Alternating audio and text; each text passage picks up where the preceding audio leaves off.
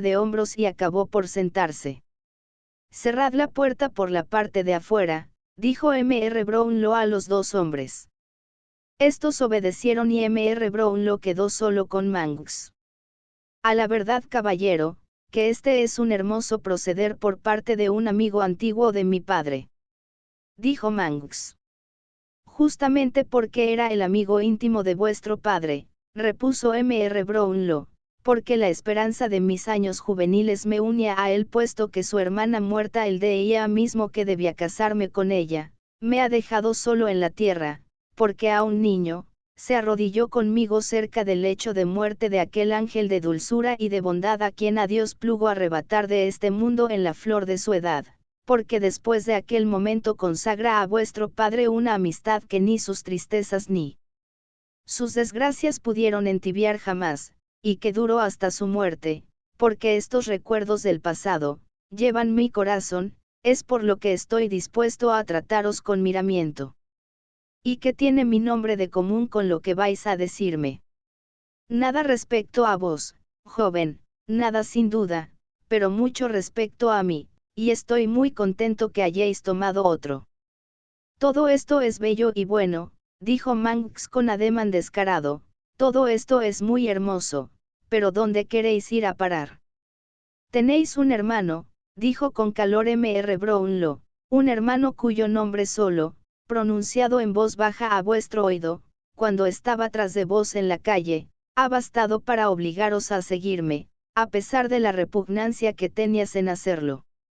Yo no tengo hermano, replicó Manx, ignoráis sin duda que soy hijo único. Escuchad lo que voy a deciros, continuó Mr. Brownlow, ello no dejará de interesaros. Sé muy bien que sois el solo e indigno fruto de un enlace fatal que el orgullo de familia y el interés sórdido, obligaron a contraer a vuestro padre niño aún. Hago poco caso de vuestros epítetos, interrumpió Manx con una sonrisa forzada, confesáis el hecho, y me basta. Pero sé también cuáles fueron los males causados por tan funesta unión, prosiguió Mr. Brownlow, sé, cuán pesada fue para los dos, la cadena que debieron arrastrar en el mundo, a los ojos de este mundo que ningún encanto tenía ya para ellos.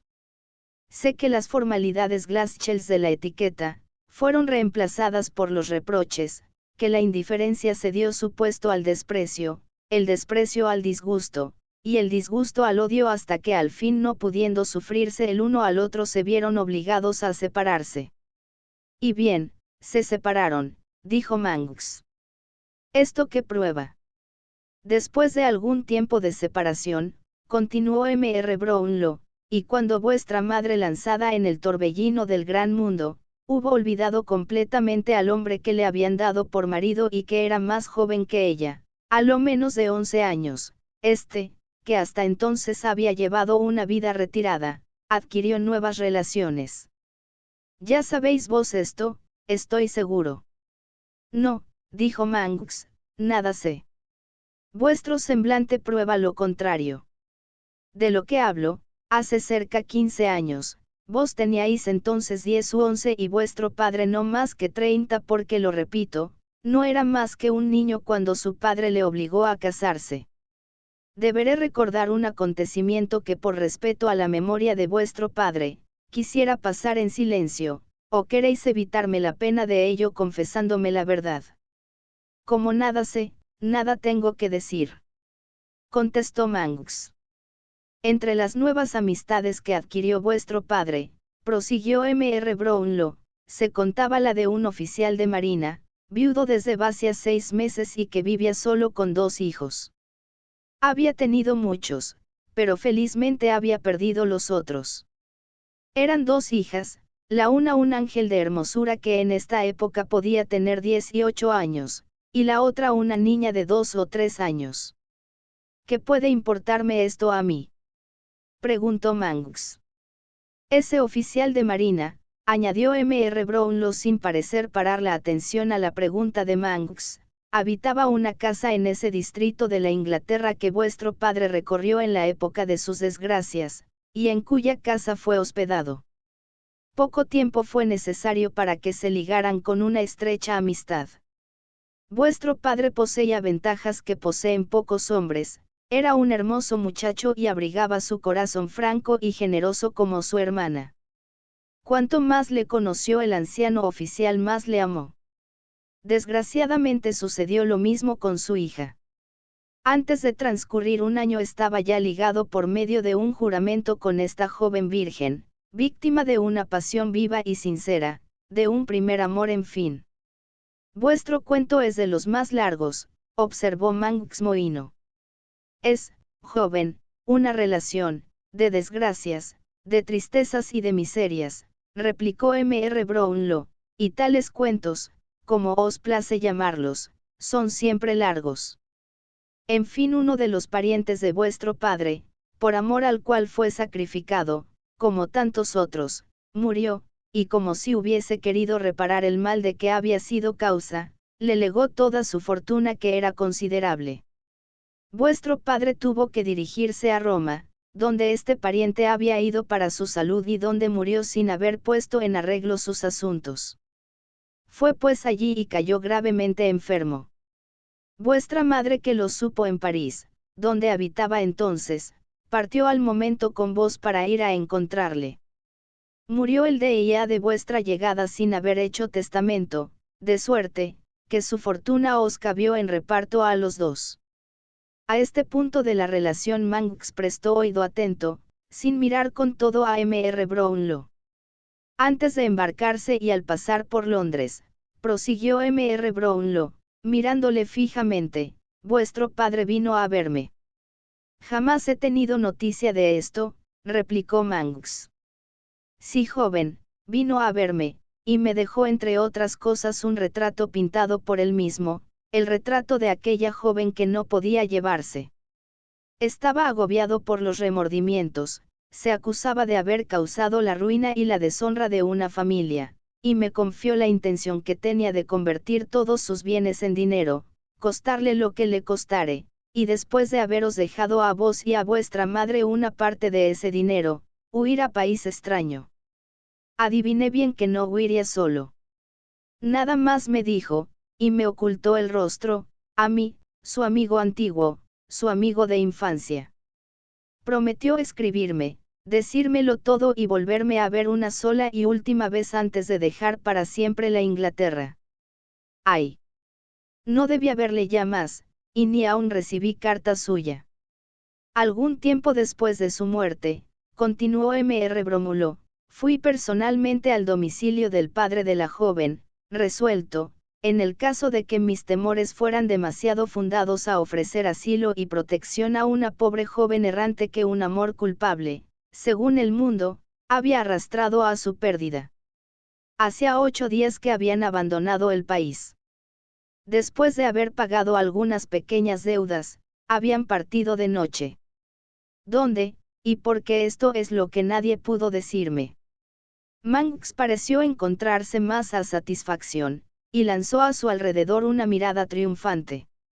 Cuando vuestro hermano, prosiguió M.R. Brownlow acercándose a Manx, pobre y oprimido, cayó entre mis manos, no diré por la mayor de las casualidades sino por los cuidados de la providencia, y le salvé del vicio y del oprobio, ¿qué?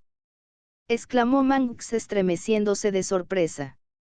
Sí, joven, yo mismo, replicó M.R. Brownlow. Os he dicho que acabaría por interesaros. Sé bien que vuestro ladino compañero no os ha dicho el nombre del que había amparado al pequeño Oliverio, sin duda tenía para ello sus razones. Cuando pues ese pobre niño fue recibido por mí, y hubo pasado todo el término de su convalecencia, su semejanza perfecta con el retrato de que os he hablado, me llenó de asombro. Mas en el mismo instante en que le vi por la primera vez cubierto de harapos, noté al momento en su fisonomía una expresión lánguida que me recordó los rasgos de una persona que me había sido muy querida. No tengo necesidad de deciros, que fue cogido otra vez por vuestros asociados antes de saber su historia. ¿Por qué no? Preguntó vivamente el otro. Porque estáis muy enterado de ello. Yo. Es inútil el negar, dijo M.R. Brownlow, voy a probar que sé más de lo que os figuráis. Nada podéis probar contra mí. balbuceó Manx, os desafío a que probéis, que yo figuré en ello para nada. Esto es lo que vamos a ver, repuso M.R. Brownlow lanzando a Manx una mirada escudriñadora. Perdí a Oliverio y todo lo que pude hacer para volverlo a encontrar fue inútil. Habiendo muerto vuestra madre, sabía que solo vos podíais aclarar este misterio, y como os hallabais entonces en la India donde de resultas de ciertas fechorías, debisteis refugiaros para evitar aquí cuestiones con la justicia. Hice un viaje allí. Hace algunos meses que habíais regresado a Londres, y también regresé. Ninguno de vuestros corresponsales pudo decirme dónde habitabais, ibais, y veníais, me dijeron, sin residir positivamente en tal o cual sitio, llevando el mismo género de vida, que antes de vuestra partida para la India. Azoté calles noche y día con la esperanza de encontraros, y como veis hasta hoy no he podido lograrlo. Y aquí me tenéis. Dijo Manx con descaro levantándose de su silla. En fin, ¿qué me queréis? El fraude, y el robo son dos hermosas palabras justificadas, según vos, por una semejanza imaginaria entre un diablillo y un hombre que no existe desde hace muchos años. Mi hermano. Vos ignoráis a lo que veo que de aquella unión criminal resultan un niño, ni aun esto sabéis. Es verdad que lo he ignorado largo tiempo, repuso Monsieur Brownlow levantándose a su vez, pero lo sé todo desde hace 15 días. Tenéis un hermano, no lo ignoráis, y lo que es más, le conocéis. Existía un testamento que vuestra madre destruyó. Vos mismo estabais en el secreto y debíais aprovecharos de él después de su muerte.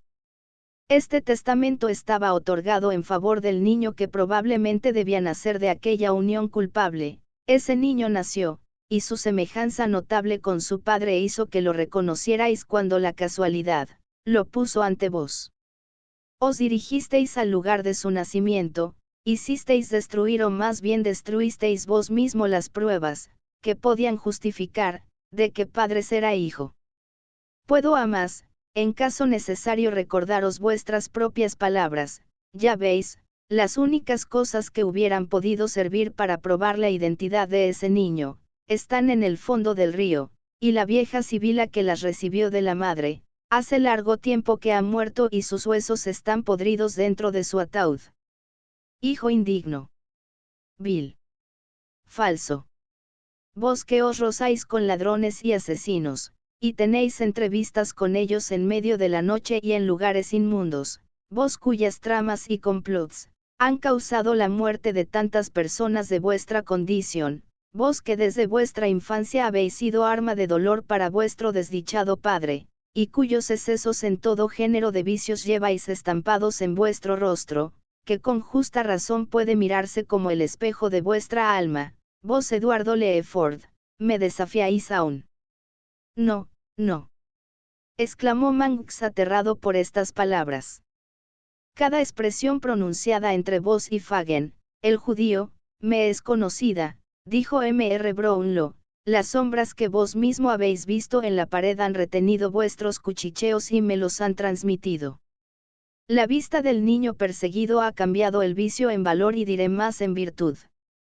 Un asesinato acaba de ser cometido, de este asesinato vos sois autor moral sino realmente, no, no.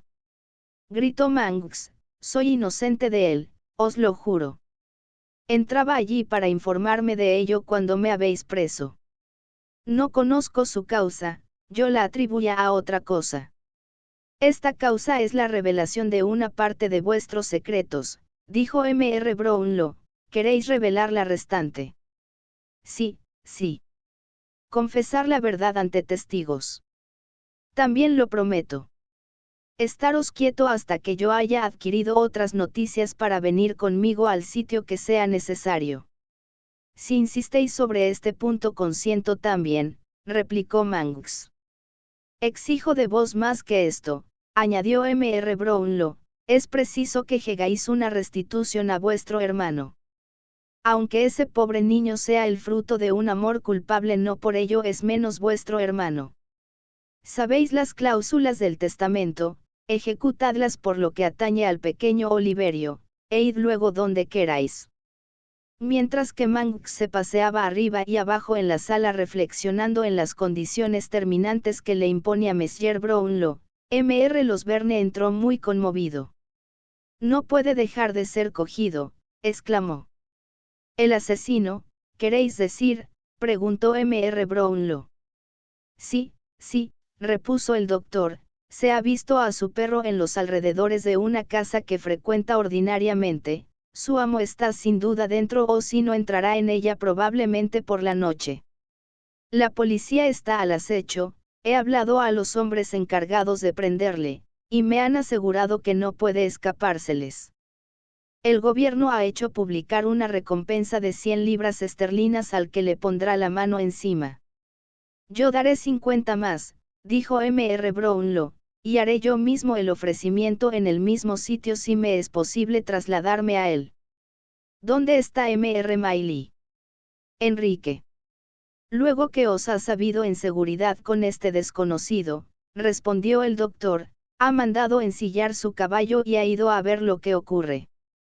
¿Y el judío? Aún no había sido preso cuando me he informado de todo esto, pero pronto lo será. ¿Estáis bien decidido? Dijo Mr. Brownlow al oído de Manx. Sí, respondió este, me prometéis el secreto.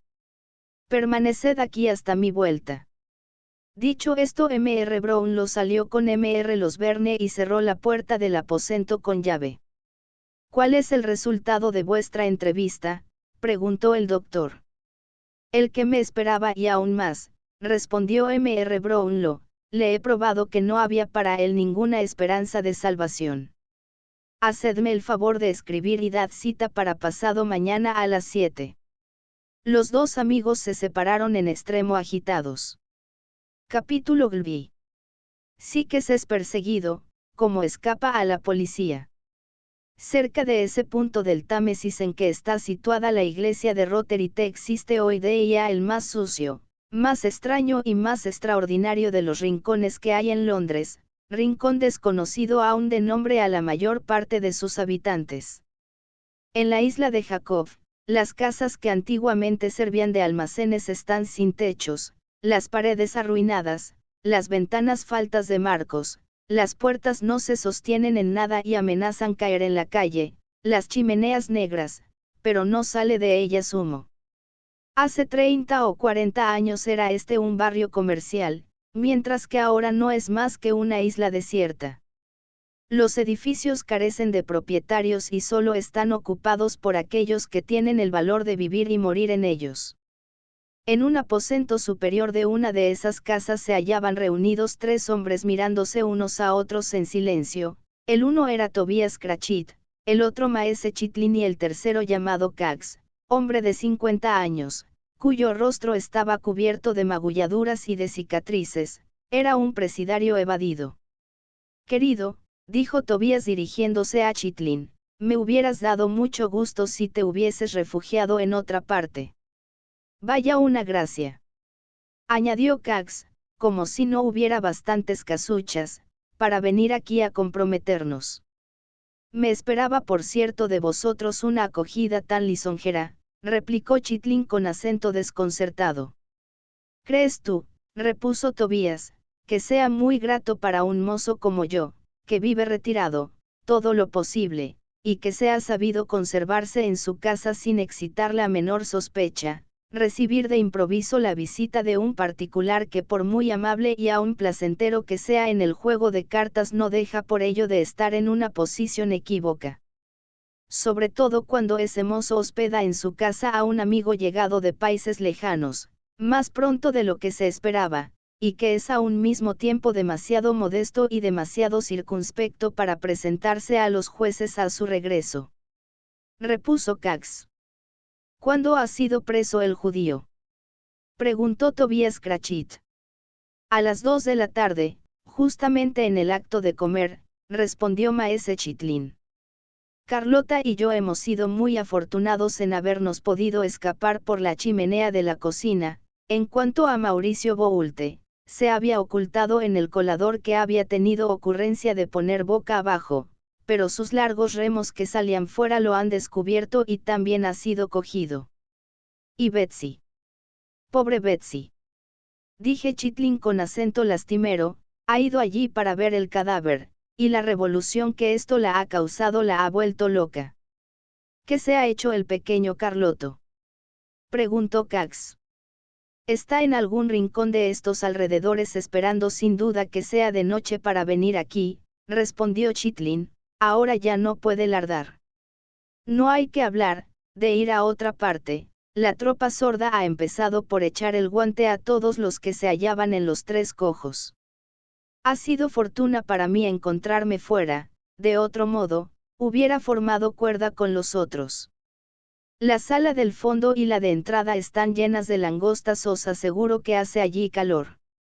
Arbitrariedad como ella, dijo Tobias Cratchit mordiéndose los labios. Hay más de uno que la saltará en este asunto. Los asises han empezado, dijo Cax, si calientan el negocio, si Boulte suelta el pico a cargo de Fagin, lo que no cabe duda después de lo que tiene ya dicho, el pobre viejo judío, quedará convencido de complicidad en el asesinato y dentro 8 días a contar desde hoy la danzará de lo lindo. Daba grima oír a la multitud como gritaba tras él. Dijo Chitlin. A no ser la tropa sorda lo hubieran hecho añicos. Una vez lo han derribado en tierra y estoy seguro que lo hubieran muerto si los langostos no hubiesen al momento formado círculo a su alrededor, pero puede decir que ha escapado de una buena. Mientras que con los ojos bajos y el oído atento parecían todos abismados en profunda reflexión, se oyó en la escalera un pataleo y el perro de Saix entró de un salto en la estancia. Miraron inmediatamente a la ventana, pero no vieron a nadie, bajaron la escalera, nadie, salieron a la calle, nadie. ¿Qué significa esto? Dijo Tobias, ¿acaso se atrevería a venir? Espero que no. Si hubiese decidido venir aquí le hubiéramos visto tras de su perro. ¿De dónde vendrá ese animal? Dijo Tobias, sin duda habrá estado en las otras casuchas y habiendo visto allí una multitud de personas que no conoce habrá corrido aquí, donde ha venido tantas veces. ¿Pero por qué llega solo? ¿Creéis que haya sido destruido? Preguntó Chitlin. Tobias sacudió la cabeza en señal de duda. Si esto fuera, repuso Cax, el perro nos atormentaría para que le acompañáramos, en el sitio. Creo más bien que habrá pasado en país extranjero, perdiendo a su perro. Todos fueron de la opinión del presidario, y el perro encajándose en una silla, se puso a dormir. Como era ya de noche, cerraron los postigos y pusieron una vela sobre la mesa. Los acontecimientos de los 2 días anteriores habían hecho tal impresión en ellos que se estremecían al menor ruido. Se acercaron el uno al otro y se hablaron en voz baja como si el cadáver de la joven hubiera estado en el aposento vecino. Largo rato hacía que permanecían en esta posición cuando de repente llamaron a la puerta de la calle. Es el pequeño Carloto, dijo Cax. Llamaron de nuevo con golpes redoblados. No, no es Carloto. Él no llama nunca de tal modo. Tobias Cratchit se aventuró a mirar por la ventana, pero se retiró de ella temblando, su palidez decía lo bastante. El perro se puso al momento sobre sus patas y corrió hacia la puerta ladrando.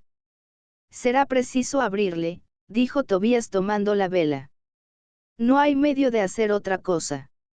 No, es preciso abrirle, replicó Tobias. No vayas a dejarnos sin luz, dijo Cax. Cratchit bajó a abrir, y volvió acompañado de un hombre con la cabeza envuelta en un pañuelo. Este hombre no era otro que Saix. Puso su mano sobre el respaldo de una silla, luego, volviendo la cabeza se estremeció y fue a sentarse en otra silla arrimada a la pared.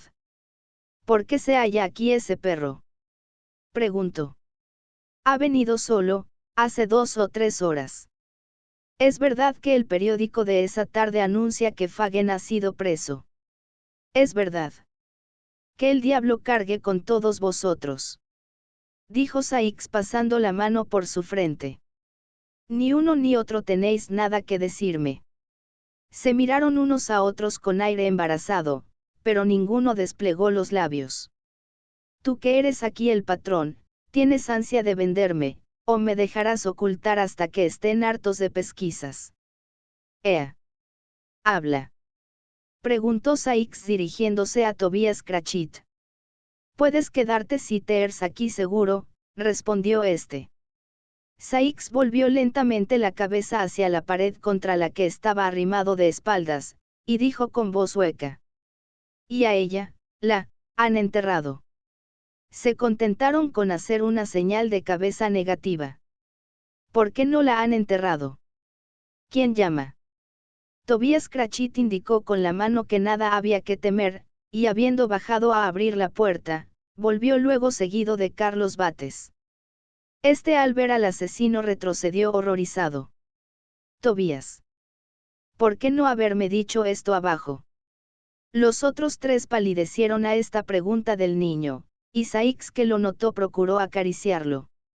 Carlos retrocedió 3 pasos y puso la mano al pestillo de la puerta como en ademán de salir. Carloto, ¿acaso no me reconoces? No os acerquéis a mi monstruo. Exclamó Carlos mirando al asesino con una expresión de terror y espanto. Sykes se detuvo, sus ojos se encontraron, pero al momento bajó los suyos. Notad bien los tres lo que os digo, exclamó Carlos cerrando los puños e irritándose más y más a medida que hablaba, yo no le temo. Si vienen a buscarle aquí, yo mismo le entregaré. Os juro que lo haré como lo digo. Puede matarme si quiere o si se atreve, pero os declaro que lo entregaré a la policía si estoy aquí cuando vengan para prenderle. Aunque tenga que ser quemado vivo lo entregaré. Asesino. Socorro, favor. Al asesino. Esto diciendo se abalanzó sobre Sykes, que aturdido por sus gritos, y sorprendido de encontrar tanta energía y valor en un niño, se dejó derribar por él antes de tener tiempo de prepararse para la defensa.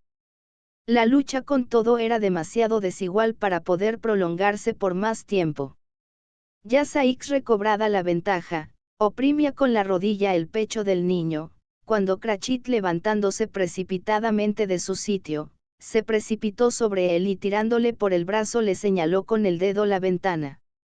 Había una multitud de gente a la puerta de la calle, se hablaba en voz alta, el ruido de los pasos y el de las voces llegaron hasta ellos y los llenaron de espanto. Se daban a la puerta recios y redoblados golpes como para tenderla. ¡Socorro! ¡Al asesino!, gritaba Carlos. En nombre de la ley abrid. Clamaban a sus vez las personas de afuera. Hundid la puerta. Repetía Carlos. No os abrirán, venid en derechura al aposento en que veis luz, aquí está el asesino. Las puertas y los cerrojos empezaban a ceder a los esfuerzos de los acometidores, y los gritos de alegría de la multitud dieron a Sykes una idea justa del peligro que corría. ¿No tenéis un sitio donde pueda encerrar a este infernal vocinglero?, preguntó, buscando por el aposento. Habiendo encontrado la puerta de un pequeño gabinete, la abrió y encerró dentro al niño. Ahora, dijo, la puerta de abajo está bien cerrada. Con llave y cerrojos, contestó Tobías. Los tableros son sólidos. Forrados de hierro. ¿Y los postigos? Los postigos también. Que mil truenos te confunda, exclamó el asesino abriendo la ventana y desafiando a la muchedumbre.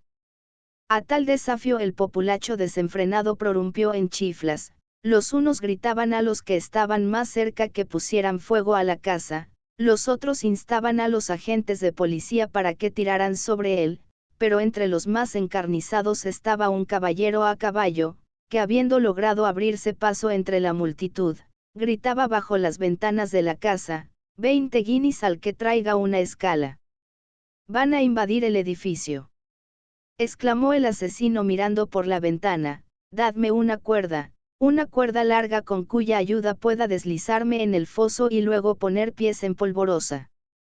Tobias le señaló con el dedo dónde se encontraban esos objetos, y el asesino, habiendo escogido entre muchas cuerdas la más larga y la más recia, subió precipitadamente al desván. Todas las ventanas que caían al detrás de la casa, y tenían de consiguiente vista al foso, habían sido aparedadas desde largo tiempo, excepto sin embargo una pequeña abertura, situada en el cuartito en que estaba encerrado Carlos, y la que era tan estrecha que no podía pasar por ella la cabeza. Desde esta abertura no cesaba de gritar a la gente de fuera que se dirigiera a este punto, de modo que cuando el asesino se presentó al borde del techo para mirar a sus pies, una muchedumbre de voces dieron aviso a los que estaban a la parte de delante de la casa, y estos se dirigieron en masa hacia el foso. Después de haber atrancado la puerta del desván con un trozo de madera que había tomado al efecto, salió por la lumbrera, y trepó sobre el tejado. Miró aún otra vez bajo de él, el foso estaba seco. 50 libras esterlinas al que lo coja vivo, exclamó un caballero anciano cerca de allí. 50 libras al que lo coja vivo. Permaneceré aquí hasta que venga a buscarlas. Reuniendo todas sus fuerzas y toda su energía a la vista del peligro, y estimulado por el ruido que se hacía en el interior de la casa cuya puerta al fin había sido derribada, pasó un cabo de su cuerda alrededor del cañón de una chimenea, y lo ató sólidamente en él. Luego, con la ayuda de sus manos, hizo en un santiamén un nudo corredizo con el otro cabo. De este modo podía, por medio de la cuerda, dejarse caer hasta algunos palmos del suelo y cortar enseguida la cuerda con el cuchillo que tenía abierto en su mano. En el instante que tenía el nudo corredizo sobre su cabeza para pasarlo bajo su brazo, y cuando el viejo caballero en cuestión, el mismo que había prometido 50 libras esterlinas al que prendiera el asesino, advertía a los que tenía al lado de los designios de este, Saix miró tras sí y, cubriéndose el rostro con sus dos manos, lanzó un grito de terror. ¡Ah! Todavía esos ojos infernales, clamó. Vacilando como si hubiese sido herido de un rayo, perdió el equilibrio y cayó de espaldas de la altura de 35 pies con el nudo corredizo pasado alrededor de su cuello. La cuerda se había puesto tirante como la de una ballesta, y su efecto fue tan instantáneo, como la flecha que ella dispara. Tuvo lugar una horrible sacudida, luego un movimiento convulsivo del cuerpo, y el asesino quedó colgado, teniendo fuertemente oprimido en su mano el cuchillo abierto. La antigua chimenea fue conmovida, pero con todo resistió. El cadáver del bandido estaba arrimado a la pared. Un perro, que no se había visto hasta entonces, se puso a correr a derecha e izquierda por el borde del tejado y, dando un aullido espantoso, saltó de repente sobre las espaldas del colgado. Habiendo faltado el golpe, cayó en el foso, de cabeza contra una piedra, y se rompió el cráneo. Muerte de Saix. Capítulo GLBI. Aclaración de más de un misterio, propuesta de matrimonio sin dote y sin arras. 2 días después de haber tenido lugar los acontecimientos que hemos leído en el capítulo anterior, y cerca las 3 de la tarde, Oliverio se encontró dentro una silla de posta en compañía de la señora Miley, de Rosa, de la señora Bedwin y del buen doctor, en dirección a su ciudad natal. Dentro otra silla y un poco atrás venían Mr. Brownlow, y un individuo cuyo nombre ignoraban. A medida que se acercaban a la ciudad, le fue imposible a Oliverio dominar su emoción. Bajaron a la puerta de una de las posadas más hermosas, y fueron recibidos por Mr. Grimwig, que los estaba esperando, y los abrazó a todos al bajar del carruaje. En fin, cuando dieron las 9 de la noche, Mr. Losberne y Mr. Grimwig entraron seguidos de Mr. Brownlow y de un forastero, a la vista del cual Oliverio lanzó una exclamación de sorpresa, porque se le dijo que era su hermano, y le reconoció por el mismo sujeto que había encontrado al salir de la aldea donde había ido a llevar una carta de la señora Miley, y que viera también con Fagin a la ventana de su pequeño gabinete de estudio. «Acabamos ya», dijo el forastero volviéndose agitado. «Este niño es vuestro hermano», dijo Mr. Brownlow atrayendo hacia Oliverio. Es el hijo natural de mi mejor amigo Ricardo Leefort, vuestro padre, y de la joven y desdichada Inés Fleming. Sí, replicó Manx, es el fruto ilegítimo de su comercio criminal, es en fin su bastardo. Habiendo mi padre caído enfermo de gravedad en Roma, donde fuera para asuntos, como sabéis, mi madre que desde largo tiempo estaba separada de él y que residía en París en aquella época, se dirigió al momento conmigo a su lado para su interés propio. Él nada supo, porque cuando llegamos había perdido el conocimiento y permaneció en este estado hasta la mañana siguiente en que murió. Entre sus papeles había un paquete, bajo carpeta, el cual estaba fechado del primer día de su enfermedad y dirigido a vos con encargo expreso escrito de su puño al reverso de la carpeta, de no remitirlo hasta después de su muerte. Este paquete encerraba una carta asaz insignificante para Inés Fleming y también un testamento a favor de esa joven. ¿Qué contenía esa carta?, preguntó M.R. Brownlow. La confesión de su falta, y votos de prosperidad para la joven, respondió Manx, nada más. En aquel entonces ella se hallaba encinta de algunos meses. Le decía en aquella carta lo que había hecho para ocultar su deshonra, y la suplicaba, que en el caso de morir, no maldijera su memoria ni creyera que su hijo ni ella debiesen ser víctimas de su falta, porque solo él era la causa de todo el mal. Le recordaba el día en que le había dado el medallón y el anillo, sobre el que había hecho grabar su nombre de pila, reservándose unir a él el suyo que esperaba hacerle llevar algún día. Le recomendaba que guardase cuidadosamente aquel medallón y lo llevara sobre su pecho como antes. En cuanto al testamento, dijo M.R. Brownlow, yo me encargo de manifestaros su contenido. Estaba dictado por el mismo espíritu de la carta. Vuestro padre se lamentaba en él de los disgustos que su esposa le había causado, os dejaba a vos y a vuestra madre, para cada uno una pensión vitalicia de 800 libras. El resto de sus bienes estaba dividido en dos partes iguales, la una para Inés Fleming, la otra para el niño que debía dar a luz, en el caso que naciera y llegara a la mayor edad.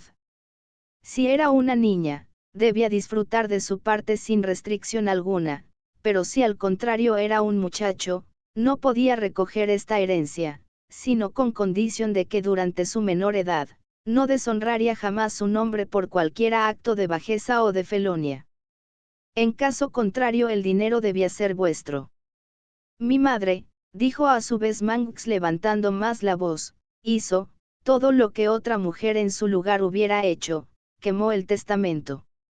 La carta, no llegó nunca a donde iba dirigida, pero quedó en manos de mi madre, junto con otras pruebas para el caso en que la joven Inés osara negar su deshonra.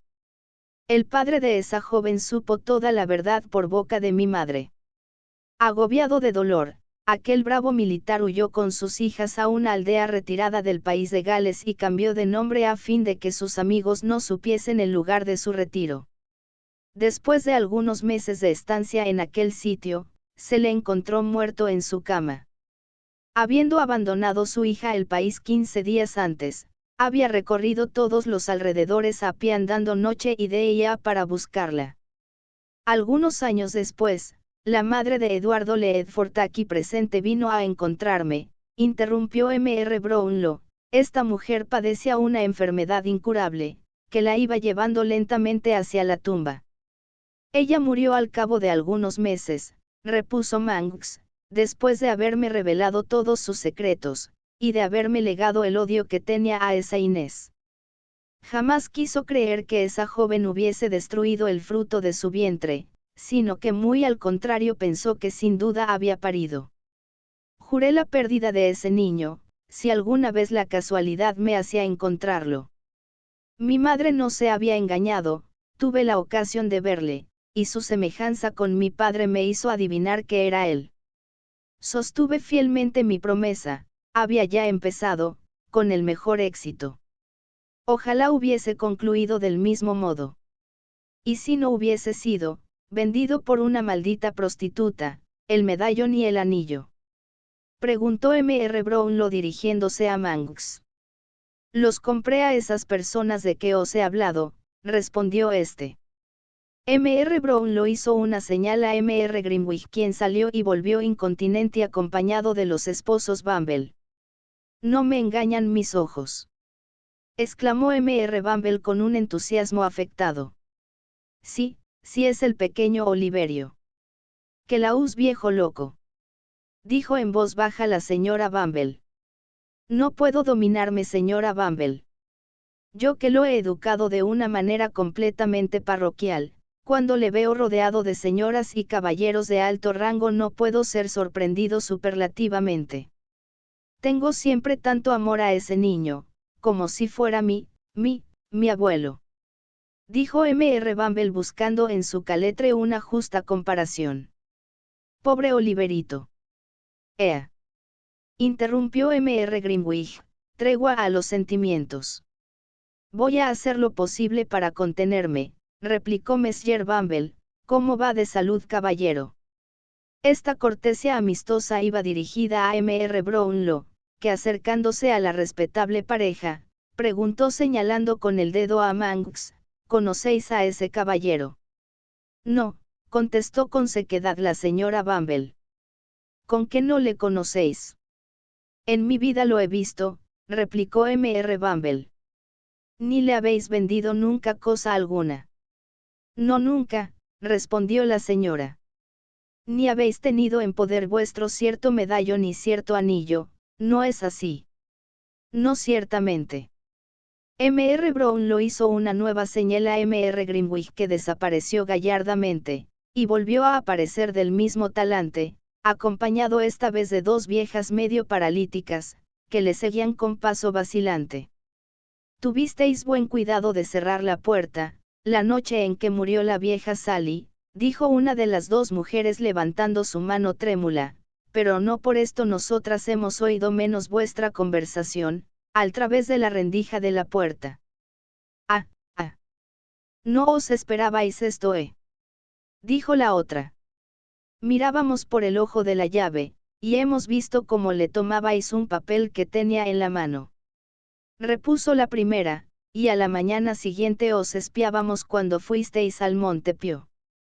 Y nosotras sabemos más que vos en este asunto, añadió la segunda, porque la vieja Sally nos repetía a menudo que aquella joven había dicho que sintiendo que no podría soportar sus infortunios, se dirigía a Roma, cuando los primeros dolores del parto la obligaron a detenerse aquí, resuelta a dejarse morir allí sobre la tumba de su amante.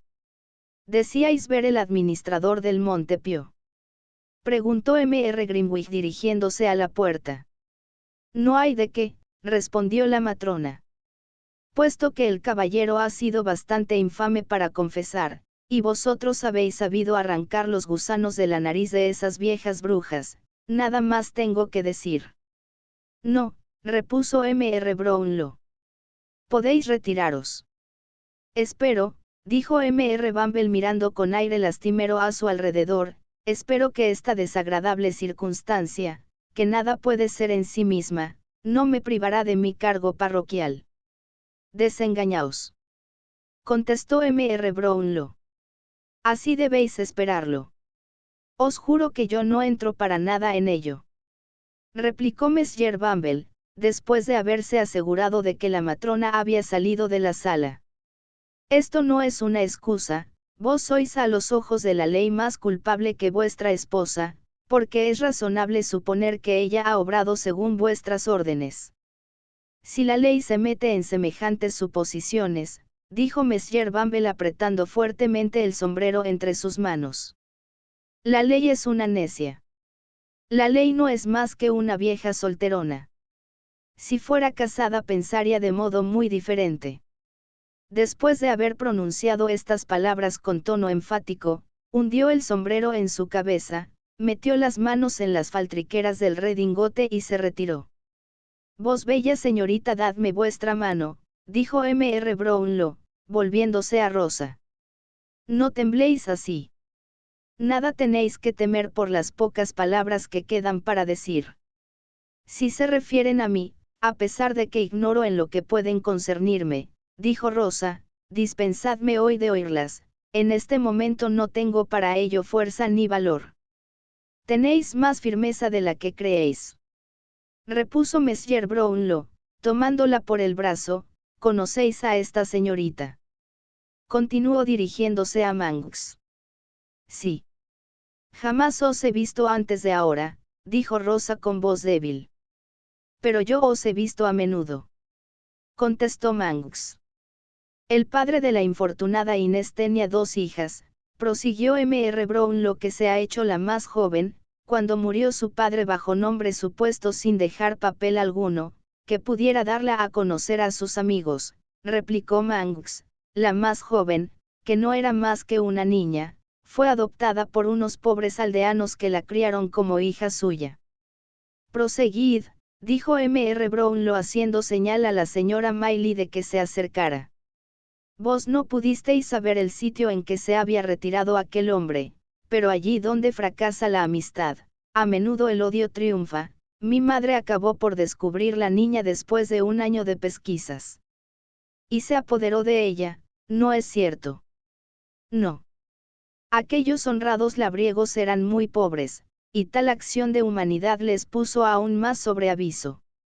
El hombre acabó por caer enfermo, lo que visto por mi madre les dejó la niña, remitiéndoles una módica suma de dinero que no debía durar mucho tiempo, y prometiéndoles otra mayor que no tenía la intención de enviarles.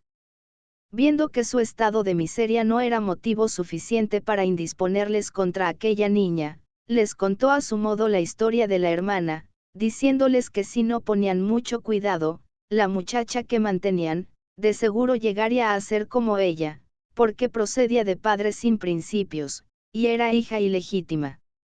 Aquellas buenas gentes dieron crédito a todo lo que les dijo mi madre y la niña arrastró una existencia miserable hasta que una señora viuda que habitaba en Chertsey, habiéndola visto casualmente, tuvo compasión de ella y la adoptó. Es necesario que exista un destino contrario a nosotros, porque a pesar de todos nuestros esfuerzos, permanecía en casa de aquella señora y fue feliz. Hace 2 o 3 años que la había perdido de vista, y no volvía a verla hasta hace algunos meses. ¿La veis ahora? Sí, apoyada en vuestro brazo. Pero por eso no es menos mi sobrina, exclamó la señora Maylie estrechando la joven sobre su corazón, no es menos mi querida niña. No quisiera perderla ahora por todos los tesoros del mundo. Mi dulce compañera. Mi hija de adopción. Mis más caras esperanzas. Vos sois la única amiga que tengo en el mundo. Exclamó Rosa pasando sus brazos alrededor del cuello de la señora. Vos fuisteis para mí la mejor de las amigas, la más tierna de las madres. Tranquilizaos, ángel mío. Dijo la señora Maylie abrazándola con la mayor ternura, y acordaos que hay otros a quienes sois también querida. Rosa, amada Rosa. Clamó Oliverio. Fuisteis para mí una buena hermana, quiere consideraros en adelante no como una tía sino como una hermana idolatrada. Permanecieron solos por mucho tiempo. Un golpe ligero en la puerta del aposento anunció que alguien deseaba entrar. Oliverio corrió a abrir, y apartóse al momento para dar paso a Enrique Maylie. Lo sé todo. Dijo sentándose al lado de la joven. No es la casualidad la que me conduce a este sitio, añadió después de un silencio prolongado, y solo desde ayer sé todo lo que os concierne. Sin duda no ignoráis que he venido para recordaros vuestra promesa. Un memento, dijo Rosa, lo sabéis todo. Ah. Rosa, sois para mí asaz cruel. Oh. Enrique. Enrique. Continuó Rosa prorrumpiendo en llanto. Quisiera hacer lo contrario y evitarme estos dolores. Pues bien, entonces reflexionad sobre lo que habéis sabido esta noche. ¿Y qué he sabido, Dios mío?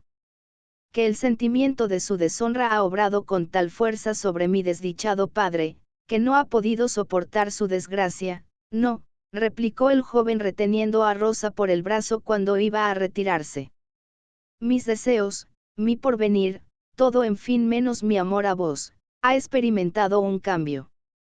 Al presente no os ofrezco ya un rango distinguido en el mundo, donde ciertas preocupaciones hacen ruborizar a la misma inocencia. ¿Qué queréis decir?, exclamó Rosa con voz entrecortada. Digo, prosiguió Enrique, que en uno de los condados más bellos de la Inglaterra, en medio de risueñas colinas y verdes praderas, existe una pequeña iglesia de aldea que me pertenece, Rosa, y de la que soy el pastor.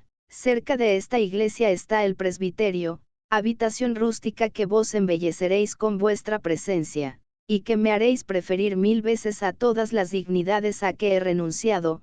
Tal es el rango que ocupo en el mundo, y que tendré una felicidad inmensa en compartir con vos. Capítulo Glix. El último día de un reo a muerte. La sala del tribunal de los Assises se veía tapizada de rostros humanos desde el pavimento hasta el techo. El menor espacio, el más pequeño rincón, estaba ocupado. Al centro de toda esta multitud, permanecía Fagin, con una mano apoyada en la baranda de madera colocada ante él, la otra en su oreja, y la cabeza inclinada hacia adelante para poder oír mejor el acta de acusación que el fiscal lee a los señores jurados. De tanto en tanto, dirigía sobre ellos miradas ansiosas para ver si descubriría sobre sus fisonomías el menor movimiento en su favor, y cuando los cargos que se le dirigían quedaban probados con harta evidencia, miraba con ojo inquieto al tribunal. Un ligero ruido en la sala le sacó de su abstracción. Volvió la cabeza, y notó que los jurados se habían reunido para deliberar. Lo comprendió, de un solo golpe de vista, la imagen de la muerte se presentó en su mente y dirigiendo sus miradas hacia el estrado vio que el jefe de los jurados dirigía la palabra al presidente. Silencio. Era solo para pedir el permiso de retirarse.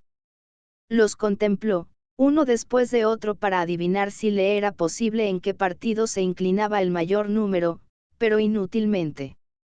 Habiéndole dado el carcelero un golpe sobre la espalda, le siguió maquinalmente hasta el extremo del banco de los acusados para esperar allí la vuelta de los jurados. De repente se restableció el silencio, y todas las miradas se dirigieron hacia la puerta lateral, por la que aquellos habían salido. Pasaron por su lado al entrar otra vez en la sala, pero le fue imposible distinguir nada en sus rostros. Ellos estaban impasibles. Sí, el acusado es culpable. La sala retumbó por 3 veces con las aclamaciones de la multitud y los de afuera respondieron con gritos de alegría al saber que sería ejecutado el lunes próximo. Cuando el rumor se hubo apaciguado, se le preguntó si tenía nada que decir contra la pena de muerte. Había recobrado su primera actitud, y miraba alternativamente al presidente, pero hubo necesidad de repetirle por 2 veces esta pregunta antes que pareciera comprenderla, y Soto balbuceó entre dientes, que era un viejo, un pobre viejo, un desgraciado viejo. Luego guardó silencio. Los jueces tomaron el bonete negro, el reo quedó en la misma postura, la boca entreabierta, el cuello tieso. Hubo una mujer en la galería que arrojó un grito penetrante, y el judío se volvió vivamente como si hubiese sido contrariado o interrumpido. El presidente pronunció con voz conmovida la sentencia fatal, y el acusado permaneció todo este tiempo tan inmóvil como una estatua. CG condujo a lo largo de un corredor enlosado en el que habían algunos prisioneros que esperaban su turno, y otros que hablaban a sus amigos tras de una reja que daba al patio. A pesar de no haber allí nadie para hablarle, esos últimos retrocedieron al acercarse, a fin de facilitar a la gente de fuera, que se encaramaba a la reja para verle, el placer de contemplarle a satisfacción, y le chiflaron, le silbaron y le llenaron de injurias. Se sentó en un banco de piedra que servía a la vez de silla y de lecho, y bajando la vista al suelo, procuró reunir sus ideas. Por grados llegó a este desenlace terrible, condenado a ser colgado por el cuello hasta que resulte la muerte. Tal era la sentencia terrible, condenado a ser colgado por el cuello hasta que resulte la muerte. Solo quedaba un día de vida, y apenas tuvo tiempo de pensarlo, que ya había llegado el domingo. hasta el anochecer no empezó a sentir todo el horror de su posición, no porque antes concibiera esperanza de obtener gracia, sino porque jamás pudo imaginarse que debiera morir tan pronto.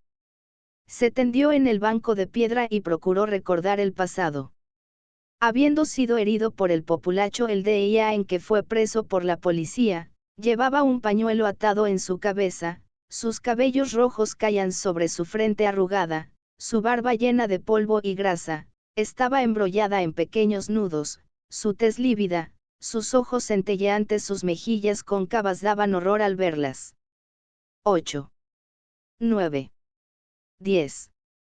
Si esto no era una mala pasada que se le jugaba, y esas 3 horas se habían sucedido realmente con tanta rapidez, ¿dónde estará cuando volverán a sonar? Las 11. Dio la medianoche cuando el último golpe de las 11 vibraba aún en sus oídos. Las barreras pintadas de negro estaban ya colocadas alrededor de la plaza para contener la afluencia de la multitud que la curiosidad no dejaría de atraer en aquel sitio, cuando Mr. Brownlow, acompañado de Oliverio, se presentó a la portería, habiendo enseñado al portero un permiso de entrada firmado por uno de los sheriffs, y fue introducido al momento en la cárcel. «Ese muchacho va con vos al calabozo del sentenciado», dijo el hombre que debía acompañarles a él. «No es muy buen espectáculo para los niños». «Sin duda, amigo mío. Tenéis mucha razón», contestó Mr. Brownlow, «pero su presencia es indispensable, y no puedo menos de llevarle». El hombre los guió sin desplegar los labios.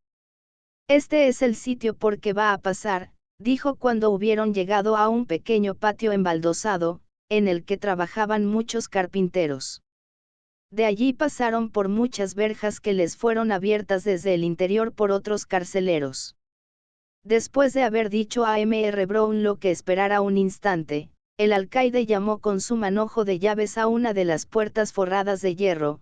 Esta se abrió y 2 guardianes, después de haber cambiado con él algunas palabras en voz baja, hicieron señal a nuestros visitadores de que podían entrar en el calabozo.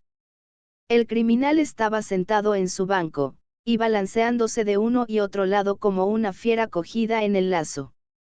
El alcaide tomó a Oliverio por la mano, y habiéndole dicho por lo bajo que no tuviera miedo, miró al judío en silencio. «Fagin», le dijo después de un momento. «Aquí estoy. Aquí estoy», exclamó el judío tomando la misma posición que tenía durante el curso de los debates. «Soy un anciano, milores. Ved ante vos a un sujeto que desea hablaros». «Fagin», dijo el alcaide poniéndole la mano sobre la espalda para hacer que se sentara otra vez. «Vaya, Fagin. Ya no sois un hombre». «No lo seré mucho tiempo», contestó el judío levantando la cabeza y mirando al alcaide con una expresión de rabia y de terror. Mientras hablaba, vio a Oliverio y Mr. Brownlow, y retrocediendo hasta el extremo del banco les preguntó qué le querían. «Ea, Fagin. Estáos quieto», dijo el alcaide. «Ahora, caballero», prosiguió dirigiéndose a Mr. Brownlow, «si tenéis algo que decirle, hacedlo lo más pronto posible, porque a medida que se acerca la hora se va volviendo más furioso. Tenéis unos papeles que os han sido remitidos para más seguridad por cierto individuo llamado Manx», dijo Mr. Brownlow. «Nada hay más falso», contestó el judío. «Por el amor de Dios», continuó Mr. Brownlow, «no digáis esto en el momento que estáis a las puertas de la eternidad, confesad más bien a dónde se hallan. Ya sabéis que Saix ha muerto, que Manx lo ha declarado todo y que no os queda esperanza alguna. Decidme dónde están esos papeles». «Oliverio», exclamó el judío haciéndole una señal con la mano, «ven acá para que te diga una palabra al oído». «No tengo miedo», dijo Oliverio en voz baja y soltando la mano de Mr. Brownlow. «Los papeles en cuestión», dijo el judío atrayendo así el niño, «están en un saquito de tela, en el fondo de un agujero practicado un poco más allá del cañón de la chimenea. Tengo algo que decirte, amigo mío, algo importante que decirte». «Afuera. Afuera». Añadió, di que me he dormido y ellos te creerán, no podré salir si obras así. Adelántate. Adelántate. Esto es, oh, sí, sí, esto es. Así saldremos bien. Ahora esa puerta. Si tiemblo al pasar por delante del cadalso, no pares la atención, y anda siempre como si nada fuera, no tenéis nada más que preguntarle. Dijo el alcaide dirigiéndose a Mr. Brownlow. No, respondió este, si supiera que pudiese volvérsele al sentimiento de su posición. No lo creáis, dijo el hombre meneando la cabeza. Adelántate. Adelántate. Gritó de nuevo el judío. Poco a poco. Poco a poco. Más a prisa. Esto es, así, está bien. Los guardianes le separaron al fin de Oliverio y lo rechazaron hasta el fondo del calabozo. Nuestros visitadores tardaron algún tiempo para salir de la cárcel, porque Oliverio sintió desfallecer su corazón, después de esta escena horrible, y el día empezaba a clarear cuando pasaron el umbral. Una multitud de gente estaba ya reunida en la plaza de la ejecución, las ventanas se veían atestadas de personas que fumaban y jugaban a los naipes para pasar el tiempo, esperando la hora fatal. Capítulo L. Conclusión. Los destinos de los que han figurado en esta obra están ya cuasi fijados, y poco queda que decir al historiador. Antes de finir los 3 meses Rosa Fleming y Enrique Miley fueron casados en la pequeña iglesia, de la que este fue el pastor y en cuyo presbiterio se establecieron el mismo de ella. La señora Miley vino a vivir con sus hijos para gozar en sus últimos años de la felicidad más pura que la vejez y la virtud puedan conocer, esto es la de ser testigo de la dicha de aquellos que habían sido constantemente el objeto de sus desvelos. Después de una seria liquidación fueron repartidos por partes iguales entre Oliverio y Manx los restos de la fortuna inmensa, de que éste había sido el único poúcice, y que nunca había aprovechado en sus manos, así como en las de su madre. Le tocaban a cada uno un poco más de 3.000 libras esterlinas. Manx, habiendo juzgado conveniente guardar este nombre supuesto, se retiró en un país lejano de América con la porción que quiso concederle Mr. Brownlow, la cual disipó en poco tiempo. Pronto volvió a tomar sus malas costumbres y cayó de nuevo en sus antiguos vicios. Mr. Brownlow adoptó a Oliverio como su propio hijo, y habiendo venido a vivir con su ama de llaves con gran satisfacción de este último, a poco menos de 1 milla del presbiterio en que habitaban los recién casados, formaron una pequeña sociedad de amigos verdaderos, cuya felicidad fue tan perfecta, como puede esperarse en este mundo. Poco después del casamiento de nuestros jóvenes, el buen doctor volvió a Chertsey, donde privado de la sociedad de sus dignos amigos no tardó en aburrirse y por poca disposición de carácter que hubiera tenido, pronto se hubiera vuelto huraño. Durante 2 o 3 meses, se contentó con insinuar sus temores de que los aires de Chertsey fueran contrarios a su salud, luego viendo, que no disfrutaba de la alegría de otros tiempos, cedió su clientela a su asociado, y alquiló una casita a la entrada de la aldea, de que su joven amigo era pastor. Antes de venir a instalarse en su nuevo domicilio había contraído una fuerte amistad con Mr. Grimwig, que le pagaba, con otra igual. En consecuencia recibe muy a menudo las visitas de este excéntrico caballero, que en estas ocasiones, caza, pesca, y trabaja la madera con una actividad sin igual haciendo cada una de estas cosas al revés de todo el mundo, y afirmando, con su proposición favorita, que su modo de obrar es infinitamente preferible a otro. Maese Noé Claypole, después de obtenido su indulto de la corona por haber declarado contra el judío, consideró que su profesión no era del todo tan segura como se figuraba y de consiguiente buscó los medios para ganarse la vida sin estar demasiado sobrecargado de trabajo.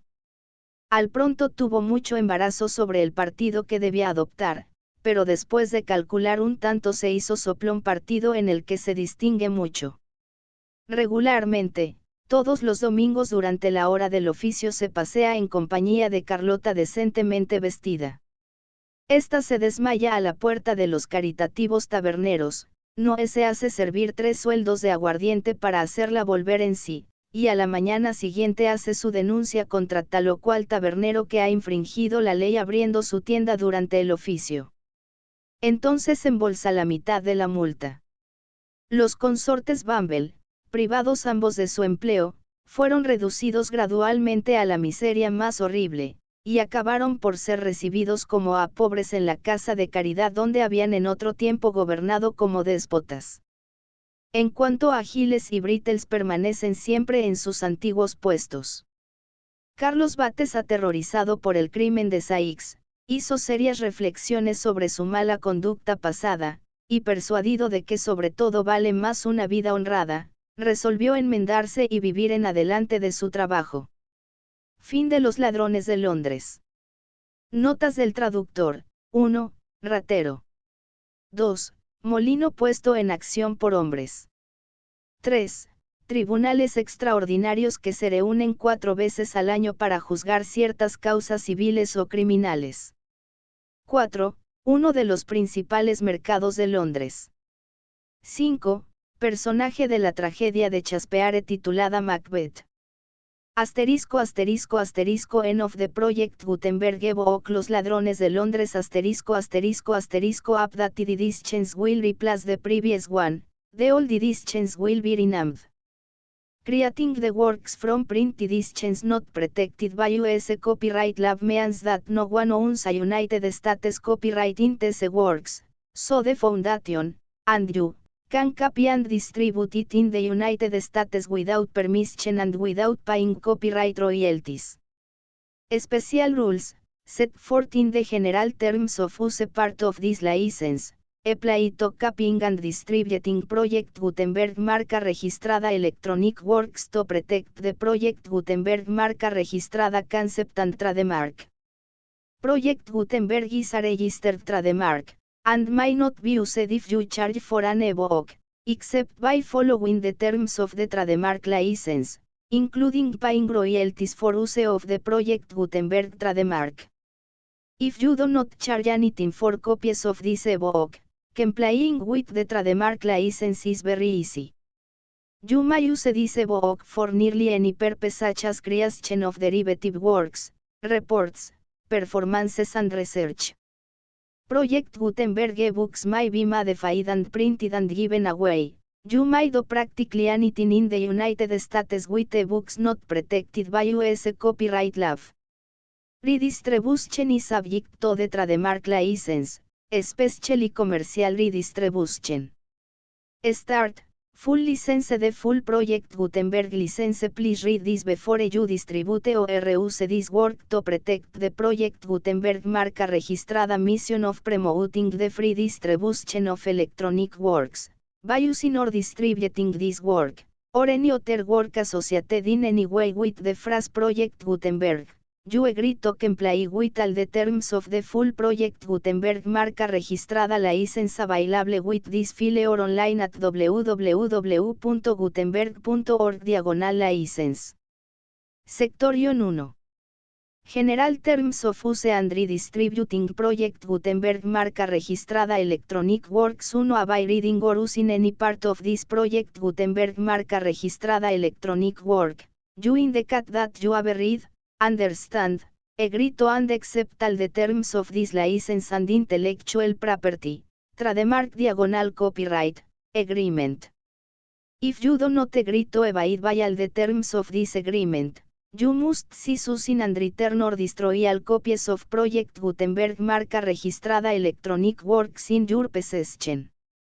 If you paid a fee for obtaining a copy of or access to a Project Gutenberg marca registrada Electronic Work and you do not agree to be bound by the terms of this agreement, you may obtain a refund from the person or entity to whom you paid the fee as set forth in paragraph 1e8. 1b Project Gutenberg is a registered trademark. It may only be used on or associated in any way with an electronic work by people who agree to be bound by the terms of this agreement. There are a few things that you can do with most Project Gutenberg marca registrada Electronic Works even without complying with the full terms of this agreement. See paragraph 1 se below.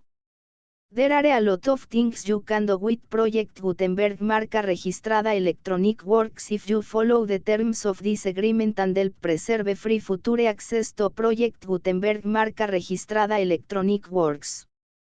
See paragraph 1 below. 1 se the Project Gutenberg Literary Archive Foundation, the Foundation or PGLAF, owns a cancellation copyright in the collection of Project Gutenberg marca registrada Electronic Works. Nearly all the individual works in the collection are in the public domain in the United States. If an individual work is unprotected by copyright law in the United States and you are located in the United States, we do not claim a right to prevent you from copying, distributing, performing, displaying or creating derivative works based on the work as long as all references to Project Gutenberg are removed. Of course, we hope that you will support the Project Gutenberg marca registrada mission of promoting free access to electronic works by freely sharing Project Gutenberg marca registrada works in compliance with the terms of this agreement for keeping the Project Gutenberg marca registrada name associated with the work. You can easily comply with the terms of this agreement by keeping this work in the same format with its attached full Project Gutenberg marca registrada license when you share it without charge with others. One of the copyright laws of the place where you are located also govern what you can do with this work. Copyright laws in most countries are in a constant state of change. If you are outside the United States, check the laws of your country in addition to the terms of this agreement before downloading, copying, displaying, performing, distributing or creating derivative works based on this work or any other Project Gutenberg marca registrada work. The Foundation makes no representations concerning the copyright status of any work in any country other than the United States. 1. Unless you have removed all references to Project Gutenberg. 1E1.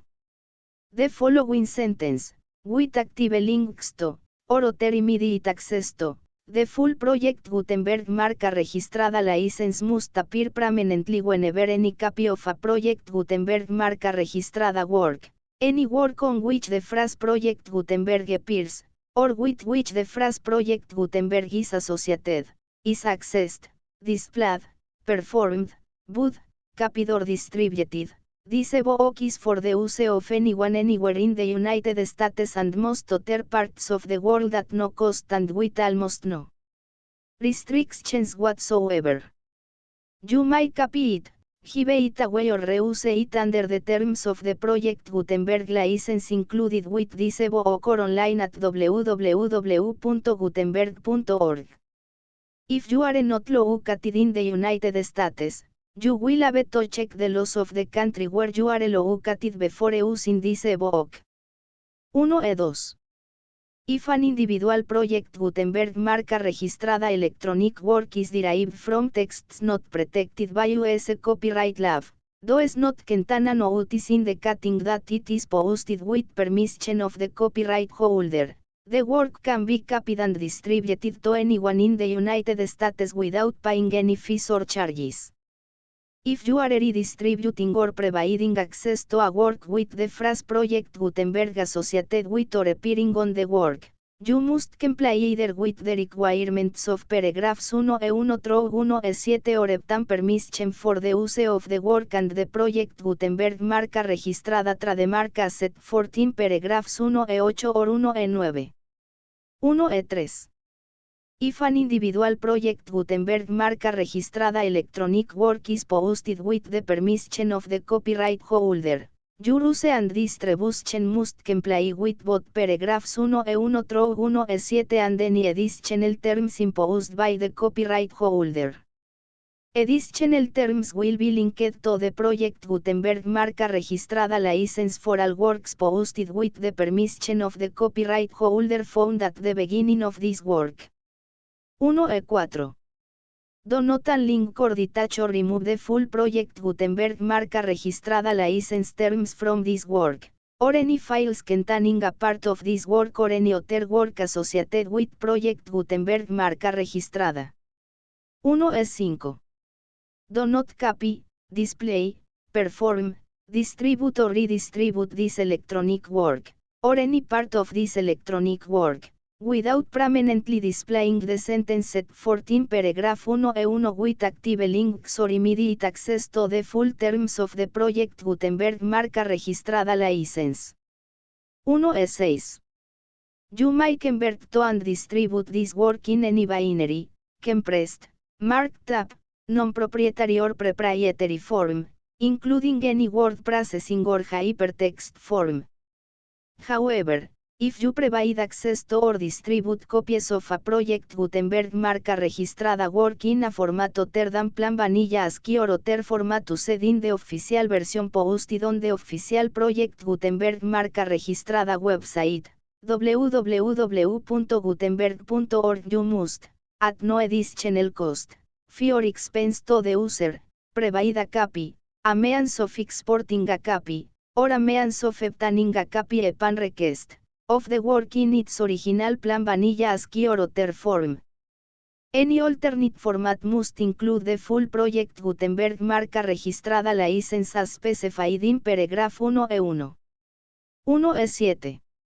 Do not charge a fee for access to, viewing, displaying, performing, copying or distributing any project Gutenberg marca registrada works unless you comply with paragraph 1e8 or 1e9.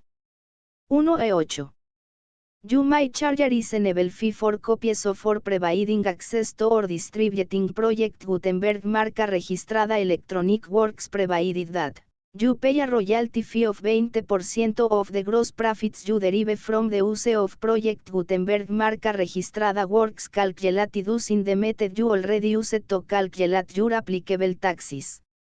The fee is owed to the owner of the project Gutenberg marca registrada trademark, but as agreed to do not royalties under this paragraph to the project Gutenberg Literary Archive Foundation. Royalty payments must be paid within 60 days following each date on which you prepare, or are legally required to prepare, your periodic tax returns. Royalty payments should be clearly marked as such and sent to the project Gutenberg Literary Archive Foundation at the address specified in Section 4, Information about donations to the project Gutenberg Literary Archive Foundation. You provide a full refund of any money paid by a user who notifies you in writing, or by email, within 30 days of receipt that S/Edo does not agree to the terms of the full project Gutenberg marca registrada license. You must require such a user to return or destroy all copies of the works possessed in a physical medium and discontinue use of and all access to other copies of project Gutenberg marca registrada works.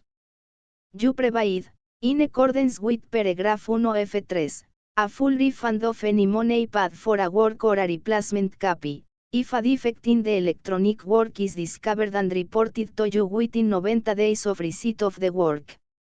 You comply with all other terms of this agreement for free distribution of project Gutenberg marca registrada works. 1e9.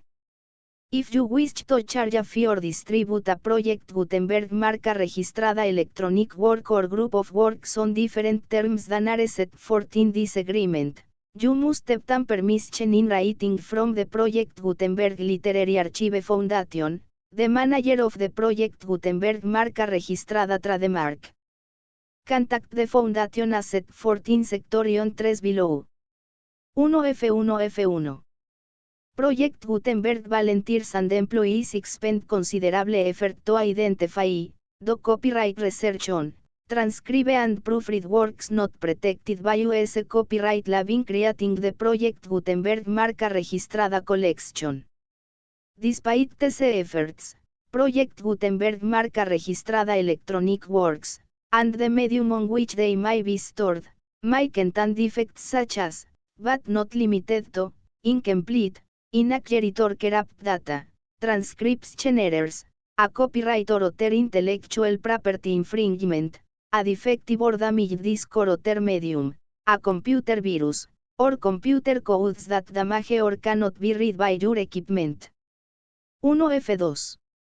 Limited warranty, disclaimer of damages, except for the right of replacement or refund described in paragraph 1F3, the Project Gutenberg Literary Archive Foundation, the owner of the Project Gutenberg marca registrada trademark, and any other party distributing a Project Gutenberg marca registrada electronic work under this agreement, disclaim a liability to you for damages, costs and expenses, including legal fees.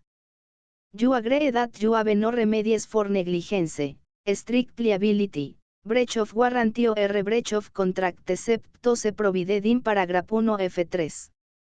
You agree that the foundation, the trademark owner, and any distributor under this agreement will not be liable to you for actual, direct, indirect, consequential, punitive or incidental damages even if you give notice of the possibility of such damage. 1F3. Limited right of replacement or refund. If you discover a defect in this electronic work within 90 days of receiving it, you can receive a refund of the money, if any, you paid for it by sending a written explanation to the person you received the work from. If you received the work on a physical medium, you must return the medium with your written explanation. The person or entity that provided you with the defective work may elect to provide a replacement copy in lieu of a refund. If you receive the work electronically, the person or entity providing it to you might choose to give you a second opportunity to receive the work electronically in lieu of a refund. If the second copy is also defective, you might demand a refund in writing without further opportunities to fix the problem. 1F4. Except for the limited right of replacement or refund set forth in paragraph 1F3, this work is provided to you, as is, with no other warranties of any kind, express or implied, including but not limited to warranties of merchantability or fitness for any purpose. 1F5.